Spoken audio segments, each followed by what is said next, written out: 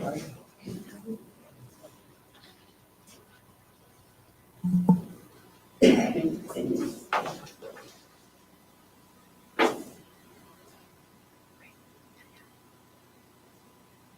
afternoon. My name is Constable Danny McKinnon, Winnipeg Police Public Information Officer.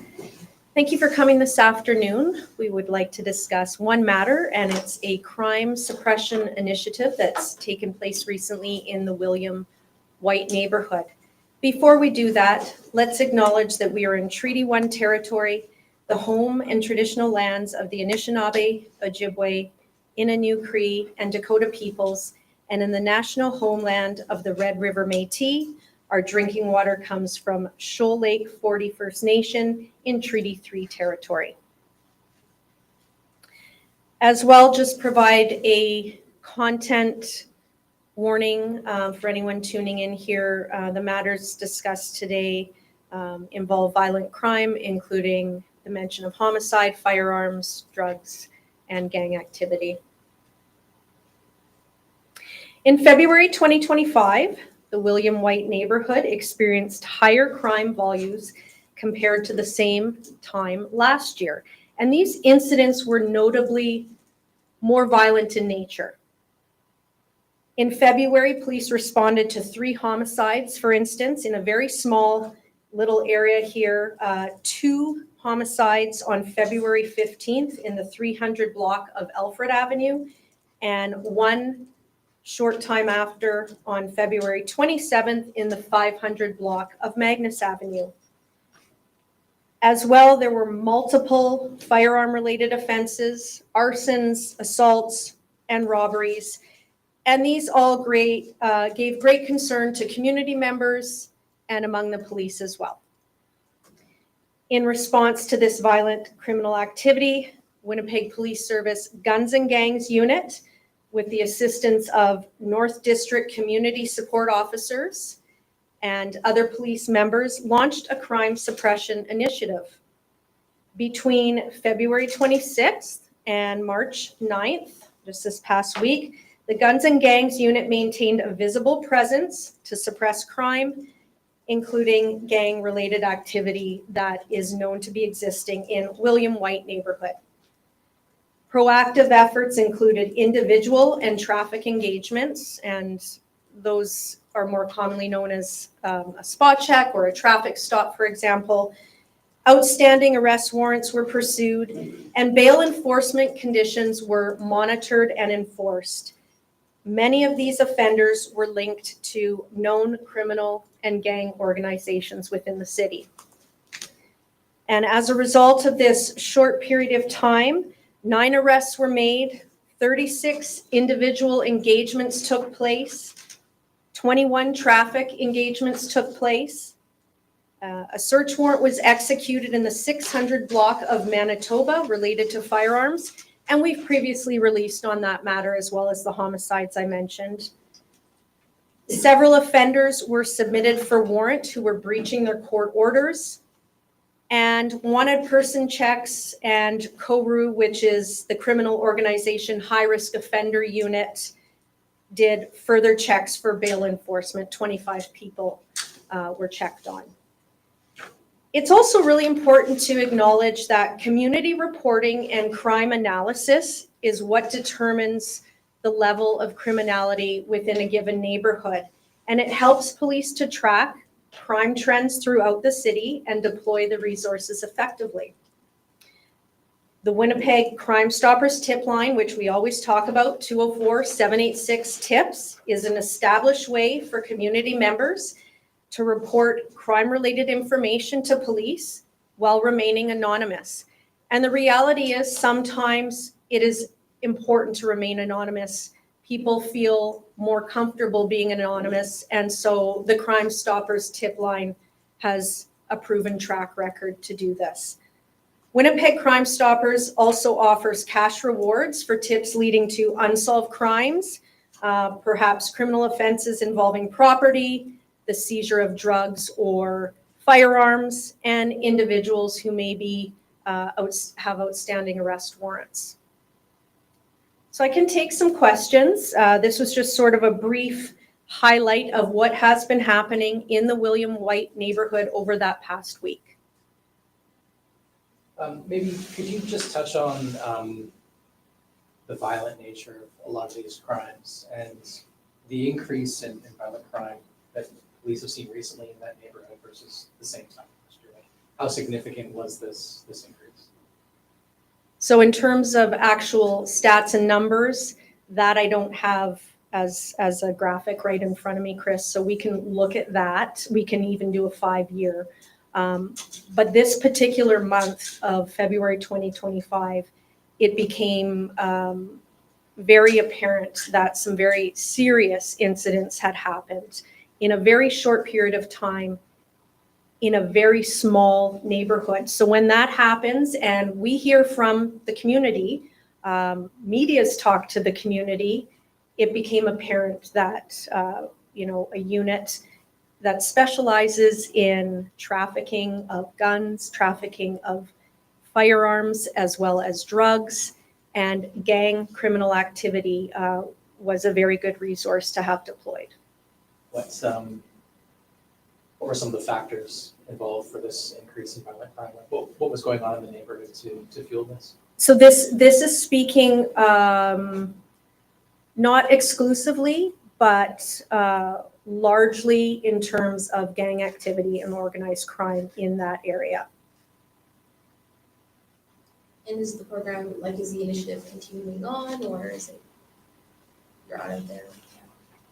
No, we're never just out of there.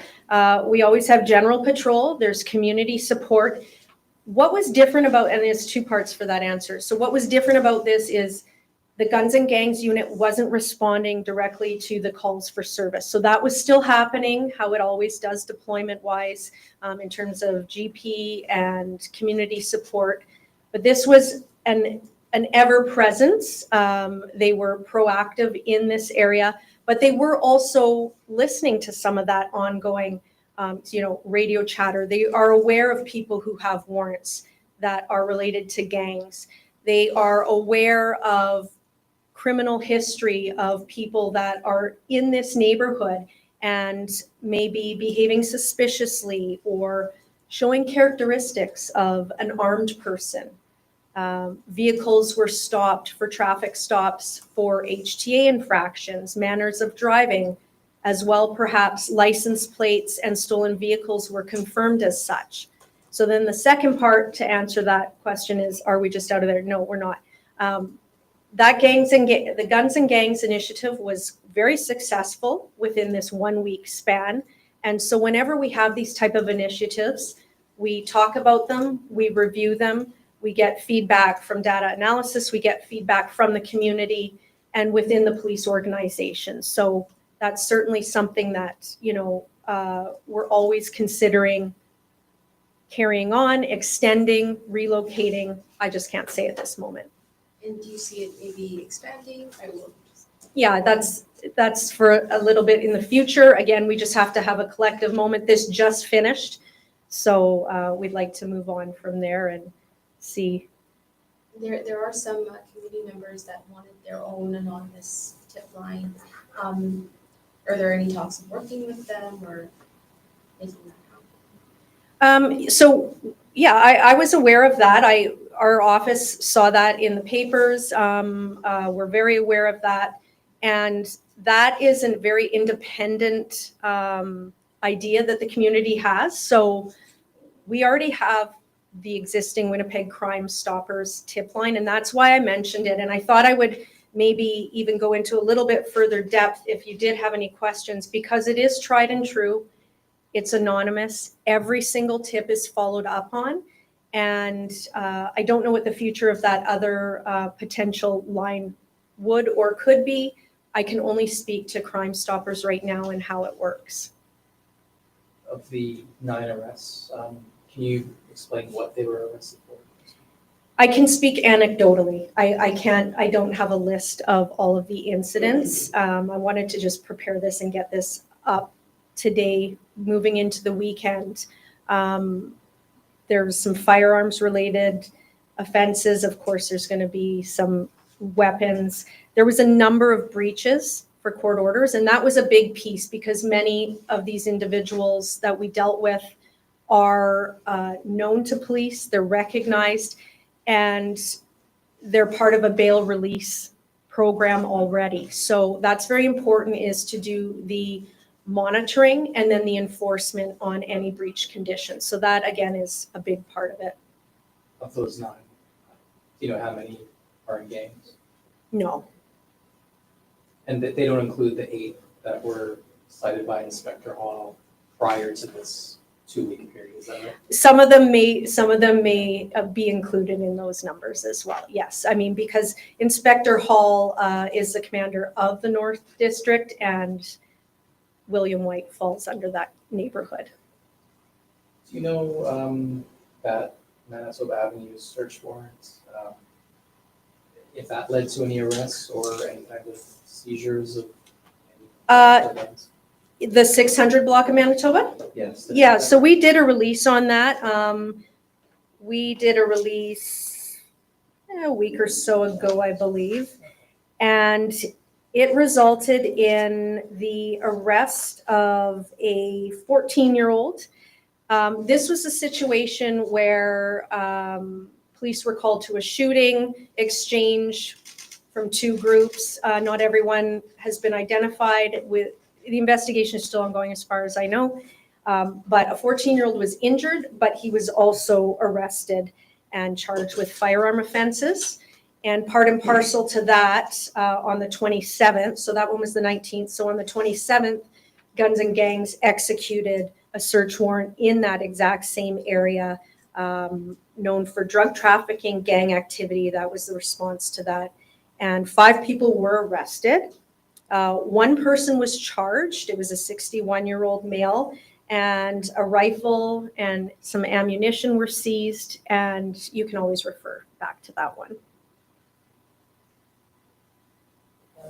The release, it does mention, community reporting and crime analysis, track trends, address them. How crucial is it in any neighborhood, of course, to get that reporting from the public? It's extremely important. I know we do say this often, and I don't blame the community when you say, oh, this isn't a big deal. Like, say, for example, property crime. It's going to take a while to come, or it's, there's no suspects, or I don't have a camera. Regardless, it's important because that's how I mentioned how resources are deployed, whether it's in response to calls or proactively. And our crime analysis unit is fantastic, and they are very talented, and the information that they are able to prepare in a short period of time that represents what our city is experiencing is phenomenal, and it's extremely useful. So reports are extremely important. How often, you might not have any kind of data on this, but these types of initiatives, how often do they tend to happen? Well, they ebb and they flow. I mean, to me, I was looking at some of the language here. This is very similar to our retail theft initiative. This is a response to something that is very violent and that the community is asking for and needs. So community safety is our priority.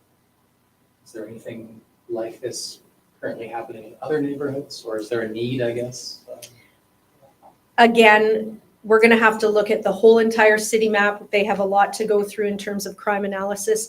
But this William Whyte neighborhood, especially in February, it was reporting. They were reporting.